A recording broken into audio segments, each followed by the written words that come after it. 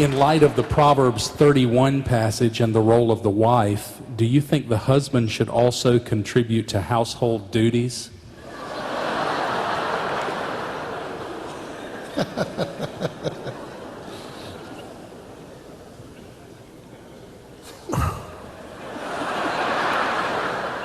In my house, I wear the pants. My wife tells me what pants to wear.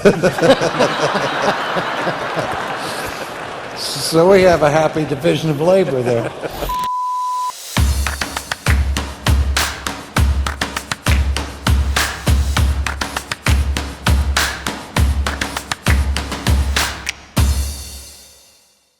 I'm always curious to see who gets the far chair, because that's the chair that RC always would sit in.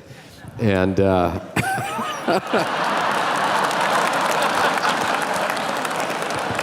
I'd love to do Strange Fire Part 2, at least the conference, if not the book. Maybe we could call it Stranger Fire. Yeah. Or I thought a good sequel would be Holy Smoke. That would be good. That would be good. I've started series and aborted them very, very quickly. It's good to be prepared to do that. I decided I would do the 119th Psalm, and I did one section, got into the second section, and abandoned it, and nobody ever asked me why. how would we explain God giving Saul an evil spirit? I'm just a church historian. But the first time I dealt with this question was when I was a young buck reporter for a certain Table Talk magazine. The very first article I wrote for Table Talk was called "Was Saul Saved?" Well, do tell. Well, yeah, I'm happy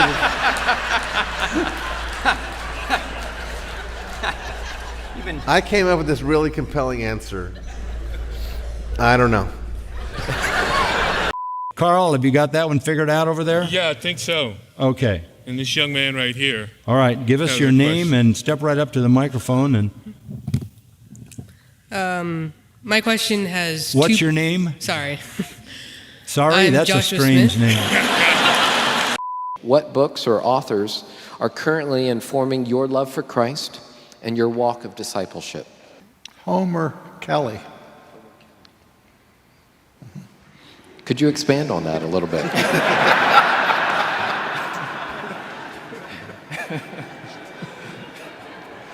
He wrote The Golfing Machine. He has the most in-depth study of the mechanics and physics of the golf swing ever written. Yet, there will be a new Homer Kelly coming soon, I'm sure. And you find your devotional life enhanced on the golf course. I didn't hear him. What did he say? He said you find your devotional life enhanced by this, but I think he's implying that you're devoted to something wrong. We often hear about the prodigal son's salvation, but what would you say to the older son? Stop being a rival. See, I was listening. Stop being what? A rival. Oh. Didn't we just hear a lecture about siblings not being rivals? Am I the only one who heard that? I mean...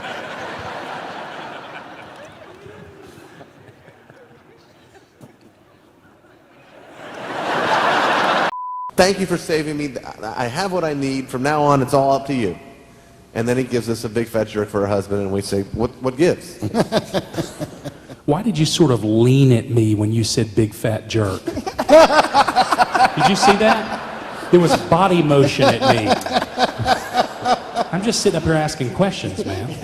Well, now, John, I gotta tell you a story.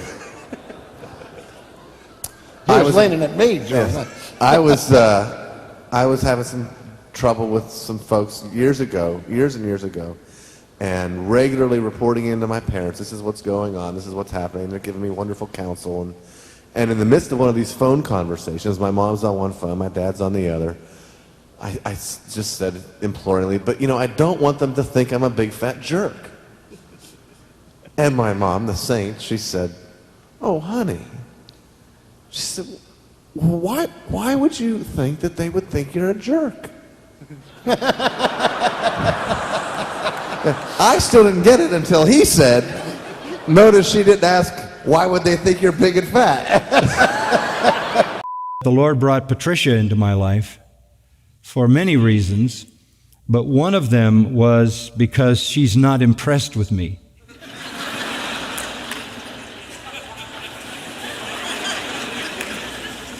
She expects me to live everything I preach. The woman is unreasonable. You know, as we're in 1 Samuel at the moment, but we paused in relationship to Easter. And this Sunday, I have the dilemma of being in 1 Samuel 5 with Dagon falling on his face all the time, but it's also Mother's Day. And and brother, that's a very natural connection. Yeah. Okay. So, ladies, imagine that Dagon is your husband. Should my husband and I leave the church that we attend? Yes. I am. I just ask people to think about it. You're at Mount Carmel, and you see the contest between Elijah and the prophets of Baal. And at the end of the day, you say, well, you know, that was a pretty convincing thing that Elijah did there. But I'm going to stay in the cult of Baal. I want to be a witness where I am. I'm going to be a missionary to Baal. Forget about love lines. Forget about where your friends go and where your family go.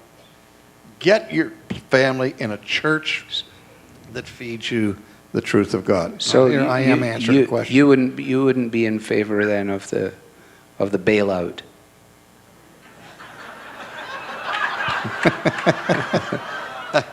I haven't seen the connection yet, but an answer to your question is no. Yeah, it's good. Yeah. Well, it's just the B-A-A-L out. The bail out, as opposed to the bailout. Hey, stay with me, folks. Come on. It's 8:45 in the evening for me. I don't know what your excuse is. Wait. There's more. Yeah. A couple of weeks ago, I was meant to speak in Parliament for the Easter service, and that invitation was rescinded because of the statements I've made on human sexuality. So, and I didn't get any backing from the chaplaincy in Parliament. So I was a bit depressed about it. I came home and my wife had put on my pillow a book saying, Embracing Obscurity. She just thought it was so funny. She's hopping around. When I read it, I didn't have any input in it. And I just thought there are some things that are funny. Like he picks pictures of me that are just, you'd think he'd pick some kind of preaching pose. And he's got me in a wetsuit. He's got me in a wetsuit coming out of the surf. Yeah, you got to get this book. With a mask on. I look like James Bond arriving, you know. Yeah, I think he actually toyed with the idea of making that the back cover shot.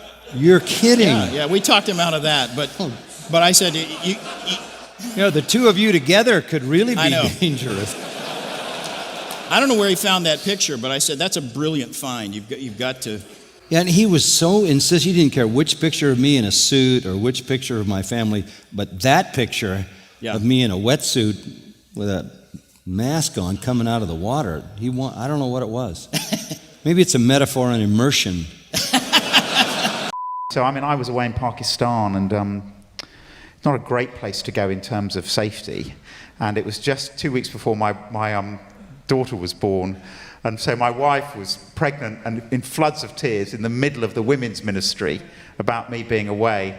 When I got back, I could see there were about 38 different women that wanted to shoot me. And I said to her, I said to my wife, I said, darling, you've totally torpedoed me. She said, yes, I know, I did it on purpose.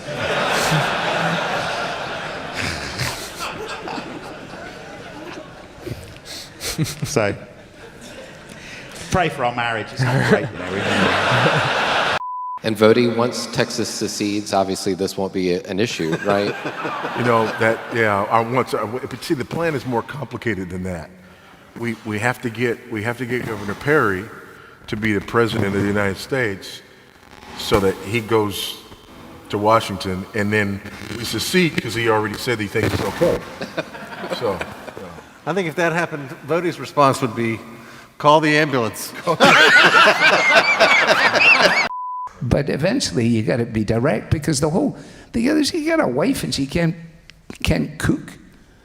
You know, she's a really nice lady, but burns everything, you know. What do? Send her to a course.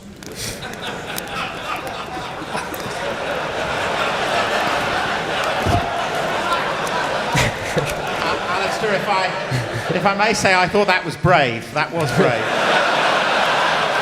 Well, this seems like a good place to close. He said that. Well, we're going to wrap things up now.